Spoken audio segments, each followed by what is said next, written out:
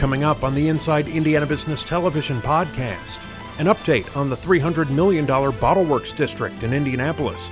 An industry leader takes a look at general aviation in Indiana. Franklin College doubles down on health science. A Carmel startup looks to help doctors make critical decisions. We look at an effort to help Hoosiers with disabilities join the workforce. And our panel of insiders weighs in on the top stories of the week. Welcome to the Inside Indiana Business Television podcast. I'm Andy Ober. The $300 million Bottleworks District in Indy's Mass Ave neighborhood is moving forward with new food and entertainment tenants. The 11-acre site is at the former Coca-Cola bottling plant near downtown Indianapolis. Hendricks Commercial Property CEO Rob Gerbitz joined Inside Indiana Business host Gary Dick to talk tenants, construction updates, and project milestones. Give us an update on construction and where things are and when you expect Bottleworks to open. Sure. Well, if you drive by there now, you see a very big hole in the ground, which is great to see. But you see, foundations, and a lot of that work is going in. For a lot of the new buildings as well as the parking garage, that's a big part of what you're seeing right now. Construction's ongoing in the hotel building and then the 3 garage buildings as well. We'd like to see the hotel and High Alpha, like we talked about before, and living room theaters, and them come online somewhere around August, September of next year. But we're pushing now for the food hall to be coming online in April of next year. Let's talk, if you would, talk about some of these new additions. Yeah, well, Daredevil Brewing is in now, as well as Lick Ice Cream Bar, Square Cat Vinyl, and then we have, additionally, we have Blue Point Oyster Bar, Simply Divine Cupcakes, which is another one that we're kind of excited about, Brick and Mortar, which is a barber, which kind of a little bit goes against the food hall aspect of it, but we want to kind of put little different aspects in the food hall that isn't just food. So we're still looking for some of those little ancillaries that we want to put in as well. The food hall is going to be a major attraction, obviously, but the office component is something that's important. I know, as we were talking off camera, you indicated you've really been getting a lot of demand. Yeah. High Alpha, certainly kind of what I would consider an anchor kind of tenant, be moving in. But talk about demand for office. We thought we'd have a good office component here, but it's really ramped up, and the brokers have really brought a lot of interesting groups to this now, and we want to continually build on that, and we're actually kind of building on a little bit more than what we initially planned, and a lot of that comes back to is that the more office users you have a daytime population that's there all the time, and we're going to have housing here, of course, but a lot of the housing, they work and they go somewhere else, for during their day job, and they're not there. Now they're there at night, which is nice, but to have that office component and have some dynamic users there is really big, and High Alpha has just really led the way from that. I want to ask you about one other new addition ready to be announced, and that's Pins Mechanical. Who they are, where they're from? Yep, Pins Mechanical is duck pin bowling, pool. It's bar orientated. It's not food. It's very high style, high design. They're out of Columbus, Ohio. Really just a spectacular brand that they've created. And when we first met with them, and as you can kind of see behind me in this particular room, it has a lot of that same style. So we really gelled well with them, and I just think they're going to just bring a nice entertainment value that we really want to have. Beyond food. Why are you so excited or optimistic about the success of Bottleworks? You've got the Northside property here that's done well since launching. So you as a company really have a lot of confidence, it seems, in Indianapolis. Yeah. Oh, yeah, we have a tremendous amount of confidence in Indianapolis. It's really been great to work here, and I've said this before, I might have said this before with you, I mean, a lot of what we do, I could say development can be war in particular communities that you work on, because they're not as development friendly, they're not about as business friendly, and economic development in particular. Indianapolis is not that. They are very economic development friendly, and they're collaborative. I mean, I don't want any community to come in and say, just do whatever you want. I want to hear your voice. I want to hear your opinions. I may not always agree with them, and that's okay. And you may not always agree with mine, but it's been so collaborative. Mayor Joe and Hogsett and his whole team have been great to work with for us through not as much through this project that we're sitting on, a little bit through here, but mostly in Bottleworks. It's just really been a collaborative effort, and that's all we can ask for. Still to come, we talk to the president of Franklin College and spotlight a Carmel startup looking to make doctors' lives easier in critical situations. But first, airports and aviation are increasingly important to Indiana's economy. For example, the Huntingburg Airport is making some big improvements, including a runway extension project. One of the beneficiaries is OFS, which uses the airport to connect with clients. CEO Hank Mankey came in studio with more. Well, Huntingburg-based furniture manufacturer OFS has been in business since 1937, and it's grown its showrooms beyond southern Indiana to 6 other states, Washington, D.C. as well. The family-owned business says much of its success can be attributed to face-to-face interactions with customers and vendors, and credits Huntingburg Regional Airport for helping to make that happen. CEO Hank Mankey is here now to explain why he feels general aviation is such a critical resource for business. Hank, welcome to the program. Well, thank you, Jerry. Appreciate that. You bet. Okay, let's first of all, for those who don't know, OFS, the furniture business in southern Indiana is big. It's such a huge concentration. OFS, a great family-owned story for several generations. Absolutely. We're very, very proud of what we've accomplished. For 83 years we've been in business, and 4 generations. I currently have 4 of my children, which is pretty amazing. This old is a manufacturing business in wood manufacturing, and have your children want to come back and be a part of the business, and it's just kind of exciting for me. And then I also just got announced I have another grandchild coming, so that'll give me 12 grandchildren, all in Huntingburg area there. That's kind very of cool. Huntingburg, Mayor Denny Spender has been doing a lot of things in that community, a community of just 6,000. You've got a Huntingburg, you've got an airport there, and that connection to local aviation, in your view, why is that such a critical piece to your business? It is so critical for us because we're somewhat, for us, for a major airport, we have to go to Louisville, which is 70 miles away going east, or we have to go to Evansville, which is another 45 minutes, plus the general hassle to go through, as you well know, going through commercially. Privately, we can get to our facility in Archdale, North Carolina, which is about an hour and 30-minute flight. We can go to our Dealford Beach, Florida, and our facility there. And of course, we have a facility in California, in Huntington Beach there, in which we do commercially there, but it allows us to get to those facilities at least once every 2 weeks, right, for sure. And a lot of people overlook these smaller regional airports, but I know a lot of expansion and improvement work going on in Huntingburg that's going to impact your business. Exactly. Like in 2020, what's happening with Travis McQueen there, who's airport manager. We're going through about a $7 million expansion there that's going to increase the length of that airport another 500 feet, which is going to allow jet traffic to get in and out of there with the weight loads required and the fuel requirements there. Yes. Before we only have 45 seconds, but have to ask you about the mid-state corridor there, an interstate that's been talked about, a road that's been talked about for a long time. Well, as you know, Jerry, we have so much going on in Du Bois County. There's probably about $250 million that's being spent in the next few years of what's happening there. One of the critical components, and FedEx made a study of Du Bois County saying that if you're going to locate a distribution center, that would be the area to locate. We need that road going north-south, connecting to I-69. It's going to be very, very critical. As you well know, we've raised $7.4 million to fund the study, which Lockmiller is currently doing. We'll keep an eye on that. Several $1 million raised, and you've been leading that effort for a long time. It looks like it's making some progress. So Hank Mankey, the CEO at OFS, thanks very much. We'll talk to you soon. Thank you. All right. Appreciate it.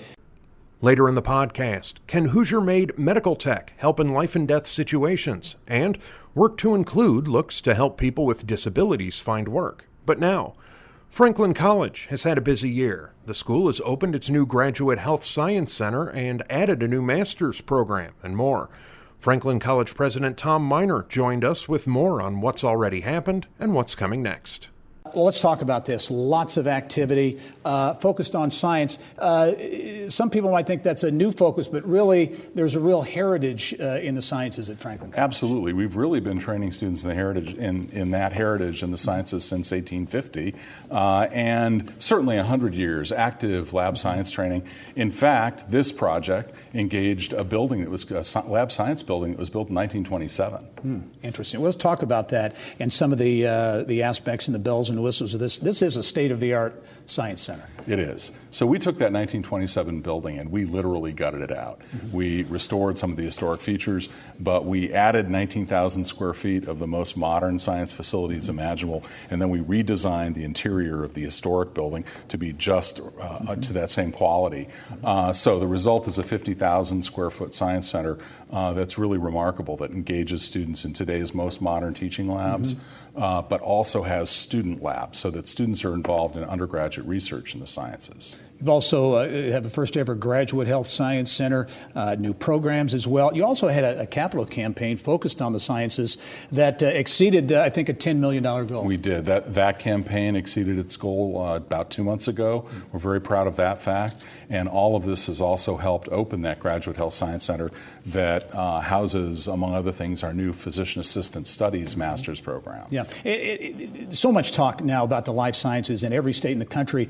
Indiana, I think, bills itself as a top 10 state for that. Do you see, I think you do, see Franklin College as being supplying that pipeline? We've always been a part of that and that growth in the life sciences in Indiana, but that's absolutely where we see a significant piece of the future of the college. And it's not just about training scientists, it's about training managers and other people who will work in that life sciences industry providing other functions. So whether that's folks in HR, communications, or accounting, working in the life science industries as well. What's been the early, as we wrap up, the early reaction to this new science center? It's stunningly beautiful. People can't walk across campus without commenting on it.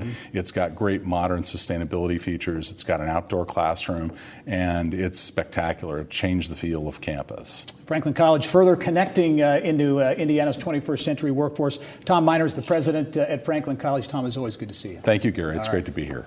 Remember, you can catch Inside Indiana Business Television on stations throughout the state every weekend. Head to InsideIndianaBusiness.com to check listings.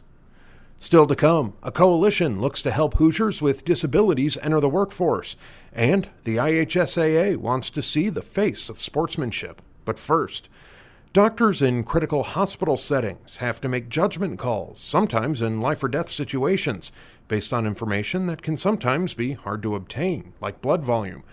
Carmel-based startup Fast Biomedical is trying to change that. CEO Joe Muldoon talked about the company's technology with Kylie Valletta in the Business of Health. So we mentioned your technology measures blood volume. What type of conditions does that piece of information help address? The patient sweet spot for us out of the gate will be those patients with heart failure, kidney failure, going in for major surgery where we know they're going to lose a lot of blood, and going in for an organ transplant. And prior to your technology, you've mentioned it was very challenging, if not impossible, to even get this measurement, right? Exactly. This is first-in-class technology. It's an innovation, not an iteration. So your technology combines an injectable and a device. Tell us how it's better than current methods. What I think's most interesting about what we're doing is there's not a way to do it today, even though physicians have been asking for it for well over a decade. So if you went into the hospital today, they're going to be trying to assess your blood volume, and they'll do that by taking a bunch of other surrogate measurements of different things, putting them together and using them to approximate what your volume level is. It's not what they want. What they want is a precise measurement that's easy to use, that they can get quickly, and we think we're going to be the first ones to deliver on that. And you've had some great momentum lately, very positive clinical trial results. Tell us the significance of those results and what kind of traction it's giving your startup. We're very excited. It's phase 2 data. It's notable because most medical technologies and even pharmaceutical innovations never make it through a phase 2 trial successfully. We did. The data are very good, so good that they've been picked up now by 2 separate peer-reviewed medical journals and published, and that has created a lot of interesting conversations for us. What we were able to demonstrate in phase 2 is that our technology is safe, it works in a wide variety of patients with different levels of function, and it gives precise measurements repeatably. Great. And it can be tough to raise capital. Your company has raised $31 million. How have you done it? It's the toughest thing we do. We were very blessed to get the support of the entire life sciences investment community early, which has been key. And then we were very fortunate to meet up with some ultra-high net worth single-family office investors. These are families that traditionally gave capital to venture capital funds and now have peeled off some direct capital for allocations. These were ones with deep life sciences expertise. And the best thing about single-family offices is they attract each other. Mm-hmm. So as you do well with a couple, it's attracted a few more. Oh, fantastic. So you've had a lot of momentum lately. What's next? We're focused on two things. One of the opportunities that came up from our phase 2 data is we were approached by some leading physician investigators out of Germany, and they wanted to use our technology to do a heart failure trial. So we've embarked on a heart failure trial in Germany. It's a 50-patient trial, and as of yesterday, we already have 34 of those patients enrolled. And when will those results be available? We hope to dose the last patient June or July, so it'll be probably the fall of this year. And one interesting thing I don't think we've touched on about your technology yet is the turnaround time, which is short. Very short for blood volume. We take a timed blood draw at 15 minutes and can have results in 30 to 45 minutes. Really important in those critical care settings. Good luck moving forward. Thank you. Thanks for being here. Later in the podcast, the IHSAA wants you to be a good sport, and our weekly panel of insiders takes on the top business stories of the week. But now, Work to Include is a coalition of people with disabilities and family members working to design a system making it easier for Hoosiers with disabilities to enter the workforce. The group held a series of town halls to help develop policy changes needed to make that happen. Indiana Disability Rights Staff Attorney Emily Munson talks about the coalition's efforts. This is a time of, virtually almost record unemployment overall, very low unemployment in the state of Indiana. But when it comes to persons with disabilities, that number is exponentially higher. That's right. The number of the unemployment rate for people with disabilities is around 75%. So a lot of people out there are looking for jobs. Mm-hmm. Talk about the barriers, and there are a number of barriers to entry, barriers to the workforce for people with disabilities. Talk about some of those. Well, Indiana is quite a rural area, and so transportation is a large barrier. If you're in, say, a wheelchair or you are blind and you can't drive a vehicle, then in those rural areas, and even to larger areas like Indianapolis to an extent, transportation is a big barrier.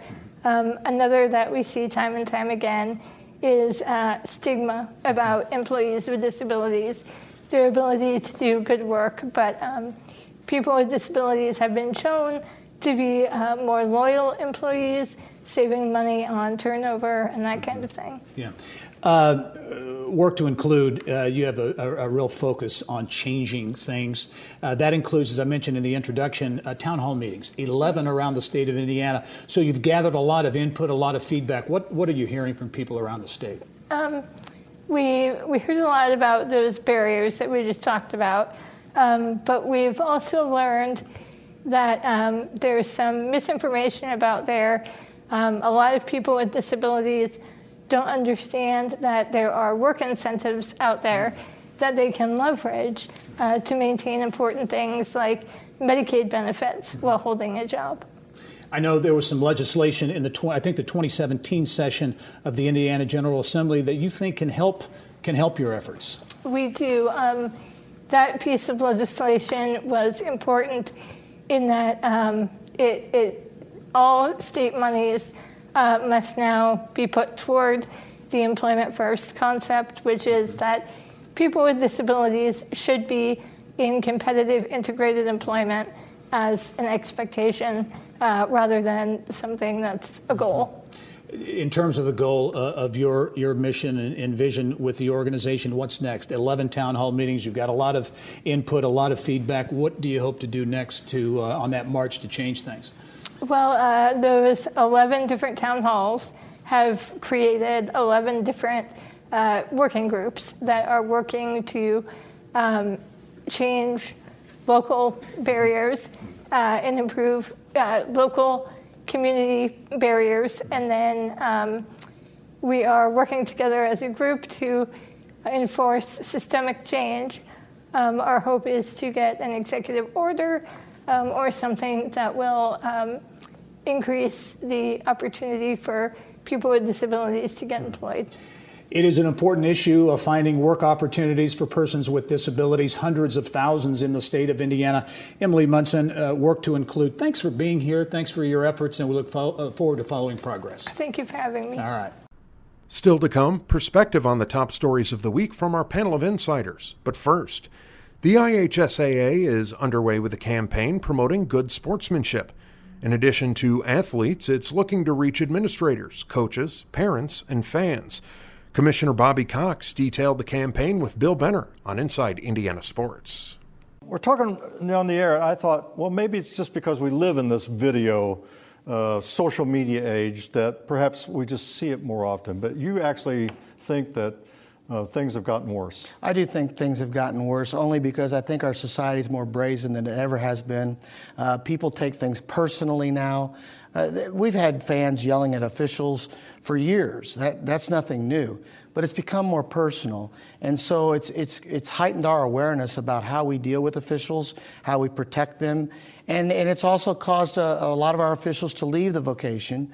And so now it creates a shortage of officials, and we have to have officials for young people to play these games. And so we're working on this, and we're addressing adult behavior specifically. Yeah, and again, that's the obvious threat is, why would you want to get in this as a high school official? The money's not that great. Right. You do it more for love, probably, for the sport than anything. You do it to give back. Yeah. And these officials who work our contest across 22 sports, they do it to give back to the sport that they participated in at some point in time, or just because of the love of the sport. And so because of that, we need to make sure the environment is healthy.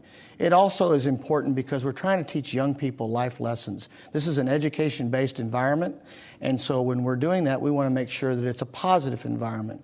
And you talk, I mean, the student athletes themselves, this is disturbing to them, perhaps more than anybody.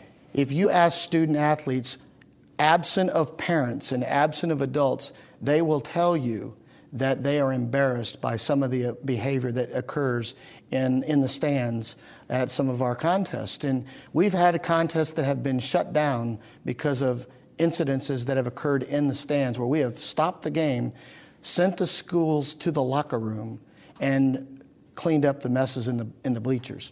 That's not the way education-based athletics should be. So talk about the face of sportsmanship. I mean, the messaging and what you're hoping to impact. Well, the face of sportsmanship started with the notion that everybody who's participating in the contest needs to exhibit good sportsmanship, whether that be a player or coach, whether that be an official. All of us have a responsibility. But the extension of that is the fan. And the fact is, we've got fan ejections are up 75% across our state, to the point where our executive committee has instituted a bylaw that when a fan gets ejected from a contest, they are now suspended for the next home contest at their school. We need to get our arms around this. This is for young people. This is an opportunity to learn and grow. And subsequently, we are going to address it head on and message parents and adults that we need to be better role models. And again, this is a national problem, just not isolated in Indiana. Bobby, as we wrap up, speaking of national, the National Federation of High School Associations based here in Indianapolis, getting ready to have its 100th summer meeting in Indianapolis will host. And so that's a big deal. We're really excited. The IHSAA is the state host institution for that event. It's the 100th summer meeting. A lot of great events planned, including the National High School Hall of Fame annual banquet, in which Indiana will have 2 inductees, Bob Gardner, the former executive director of the NFHS and a commissioner at the IHSAA, and Damon Bailey. So we're excited about that, and it'll be a wonderful celebration for the Federation. Well, and again, I know spring sports are wrapping up, but the work never stops at the IHSAA headquarters. And so, Bobby, thanks for coming on the show. And And folks, if you're out there, it's just a game, right? It's a just game. It's a game for kids. That's a game for kids. And finally, we take a look at Indiana's top business stories with our insiders. This week's panel includes International School of Indiana Head of School Elizabeth Head, content by Carter founder and CEO Cam Carter, and CAT's Corin Cunningham co-founding partner Norris Cunningham. We begin with a difficult story, and I will say in the opening here, the video that we're about to see is very graphic in nature, so I do want to warn you on that. But Elizabeth, news came out middle of the week or so at Fair Oaks Farms, very graphic video showing animal abuse, and it went viral. As someone in charge of an enterprise that works with children, just like this company working with animals, we have to always remember that anything we do on or off camera will be exposed and the truth will be shown. And we have to take great care that 24 hours a day, we are offering the highest quality service to all of the people that we serve in the companies that we work with. Gary, part of the concern here, I guess, for Fair Oaks is what it's going to mean for the partnership that they have with Coca-Cola. Right now, Coca-Cola is standing by them. I think that's important. The statement that was put out by Coca-Cola was really supportive, I think, for the most part. But it really does sort of beggar belief that this was sort of an isolated incident of bad apples, which is really sort of the sense that you got from the statement that was put out by Dr. McCloskey. So that part is concerning. I think they really are going to have to dig and give the public some sense that they really do understand how serious this is and that they're going to take some real serious steps to reform. Yeah, and Sue and Mike McCloskey, to your point, Norris, really built Fair Oaks Farms, which is an amazing development. It built it on education and informing the public on agriculture, modern agriculture and farming. Well, it's the number one agritourism destination in the Midwest, and it was the McCloskeys and the enterprise itself were called out by Governor Holcomb in his State of the State address. Mrs. McCloskey serves on the Indiana Economic Development Corporation Board, so there's kind of a branding liability and political liability here for the state as well. I think they had a stutter step when this video first came out. It is very powerful. The visual medium is very powerful.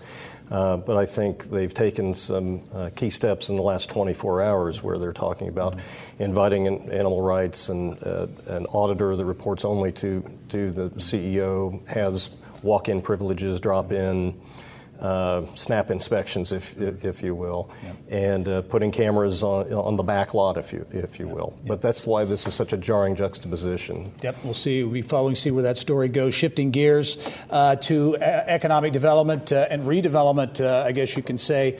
First of all, in downtown Indianapolis, Elizabeth, Bottleworks, $300 million project in the former Coca-Cola bottling plant, announcing more vendors. So this project has been talked about for a long time, now beginning to really take life. Of the panel here today, I'm actually the newest to Indianapolis, and that is a perfect example of why people like me are willing to move from outside of the country and outside of the state into such a developing and exciting place like Indianapolis. And it's tying the past of Indianapolis into the future, and that makes this a vibrant, exciting city to move into for someone who's not connected to the city, but just excited about economic development in the state of Indiana. And Norris, you've said you and your wife interest you. You may even look at moving down there. Yes. Well, we're on a list to find out what floor plans are going to be available for the condos at Bottleworks, and part of the reason for wanting to make that move is this, the nature of these mixed-use developments, the idea of being able to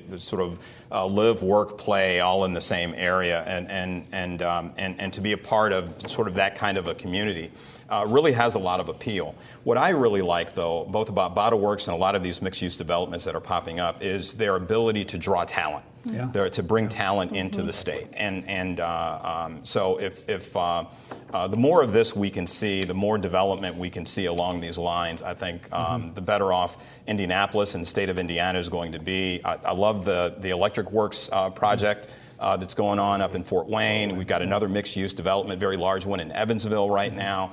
So this is all the rage, and it's a good rage. Mixed use rules, and so does placemaking. And it's that attraction of talent. It's with a bunch of area chefs last night at a dinner. And they're very excited about this development down there, and it will add to the tax base, the vitality of that corridor. I don't see a downside. 10 years ago, would you have thought that Indianapolis, with everything going, could have supported a development, a project like this? Yeah, I would have 10 years ago. Yeah, due to your reporting. Okay, good. I appreciate that. Good save on that. I like that. I like that. Another big development or proposed development, redevelopment in Maryville, a big high-profile site there, Norris, the old hotel and area up there that got so much attention, I-65 and US 30. White family lodging, looking to put a big development there. It took a step forward, but it's challenging to get this thing rolling. Yeah, part of the challenge is that things are a little bit different in the region, right, than they are in a lot of other areas of the state. You've got a lot of different jurisdictions and so on that have to be involved. But time will tell whether or not they've got, sort of the critical mass of talent that you need in order to be able to pull something like this off. It's ambitious. I love the fact that they're swinging for the fences on this, trying to make it happen. And the plans are very, very good. But again, time will tell whether or not this is something that could really take hold in that area. Star Theater, that's what I was searching for a moment ago, the old side of that. A lot of people know about that. But it's not just these larger metro areas. I think interesting, Cam, and you're a native in the Kokomo area there. What's been happening in Kokomo, that traditional auto town? Mayor Greg Goodnight's had a lot going on in that downtown, put a lot of investment there. They have a hotel convention center project that seemed to maybe go by the wayside. Now it's back. They got a new development. A lot of strategic placemaking, again, a great example of it, and an example of success building upon success and the synergies you get to that. 1 + 1 in this instance doesn't equal 2. It equals 3. They've got the stadium there. They've got the Jackrabbits minor league baseball team. They've got a lot of culinary restaurants and retail coming into it. I think the developers are the Dora family, who have a great record, just like White Lodging has a great record. I've seen their work before. A lot of optimism for both of those developments. Also big news this week. We've known it has been coming for some time now, but Corteva, the new huge ag bioscience company, is now a separate and distinct company spinning off from Dow DuPont. Big operation here. It's going to still be headquartered out on the East Coast, but Indianapolis, a big business center, and it's going to have a big presence here. Well, as an international educator, this is so exciting for Indianapolis. They're attracting 500 of their 1,500 employees are PhDs from 40 different nationalities, all moving their families to Indianapolis. And so everything about attracting and retaining and recruiting talent from outside of the U.S. and within the U.S. to Indiana, and the power of those families that will help bring benefits to all of the families living in Indiana through their knowledge, their information, their work, and their families. These are really powerful assets that continue to place Indianapolis on the center map of the United States, no longer hiding. You have a front row seat for how Indianapolis in particular, Indiana, but Indianapolis in particular, is such a global community now. Corteva is a great example, but the Lillies and now Infosys and the different companies coming in globally to the city. Exactly. We want Indianapolis to be a place that's seen as one of the key cities to choose within the United States with these international companies coming in, and that they see the anchors like the International Airport, the International Center, the International School as places that this city can actually host your family, and you'll find a welcoming, warm place to live in an international environment called Indianapolis. Yep. Very, very good point. As we wrap up, 30 seconds left. The end of the line, unfortunately, for the Hoosier state line, we've known that's been coming as well. That link between Indianapolis and Chicago, a bunch of stops in between, going away June 30. It's a sad thing to see. Obviously, you'd like to see that there would be this link between Indianapolis and Chicago via rail that's going to go away for some period of time. I continue to believe that we, as a country, as a society, are in the dark ages because we don't have high-speed rail. High-speed rail that would link Cincinnati and Louisville and Indianapolis to Chicago would be a major boon for all of those metropolitan areas. But it's just doesn't seem to be that we have the willpower, the political willpower to make that happen. Yep. It's sad. We'll see where that goes going forward. But Norris Cunningham, Elizabeth Head, Cameron Carter, thanks one and all for being on the Insiders. That wraps up this week's Inside Indiana Business Television podcast. Remember, you can find all of this week's TV segments, as well as the top business news from throughout the state, at InsideIndianaBusiness.com. While you're there, you can also subscribe to our platform of free e-newsletters. This is Andy Ober for Inside Indiana Business.